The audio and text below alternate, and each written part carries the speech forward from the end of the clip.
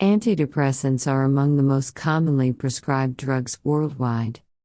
Antidepressants are medications used to treat depression, anxiety, and some chronic pain conditions. There are several types of antidepressants. First generation, MAO inhibitors and tricyclic antidepressants. And newer, second generation antidepressants, including selective serotonin reuptake inhibitors and more recently selective serotonin and noradrenaline reuptake inhibitors. Second generation antidepressants are effective and with less side effects. But problem arises when it comes to discontinue antidepressants. They have withdrawal symptoms and dependence problem. When symptoms reoccur or relapse when discontinue medication.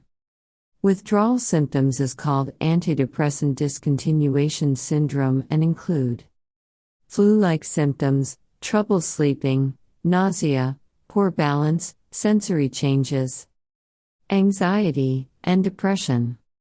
The risk is greater among those who have taken the medication for longer. All classes of drug that are prescribed to treat depression are associated with withdrawal syndromes.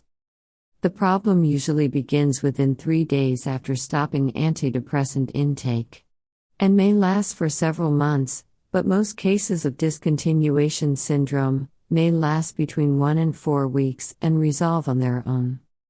The prevention of such withdrawal is gradually decreasing the dose. Usually dose is reduced by 50%, allowing 2 to 6 weeks between dose reductions. According to some research, 2 weeks is not enough for dose reduction and at least 4 weeks is needed. Dose reduction process is called tapering. According to studies, tapering is most effective if it lasts at least 3 months. Tapers over a period of months and down to doses much lower than minimum therapeutic doses have shown greater success in reducing withdrawal symptoms. If withdrawal symptoms occurs on lower dose, then back to previous dose. Also, it is possible to switch from other antidepressant to fluoxetine, which is long-acting antidepressant, and then can be gradually decreased.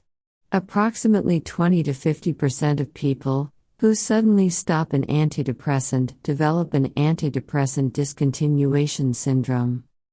The condition is generally not serious.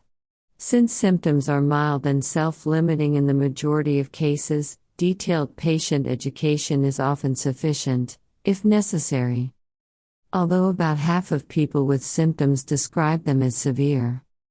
And sometimes it is difficult to differentiate it as withdrawal symptoms or disease relapse.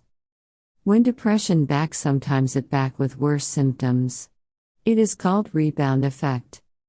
Psychological interventions, such as cognitive behavioral therapy, CBT, and mindfulness-based cognitive therapy, MBCT, are potential alternatives to antidepressants for preventing relapse and recurrence of depression.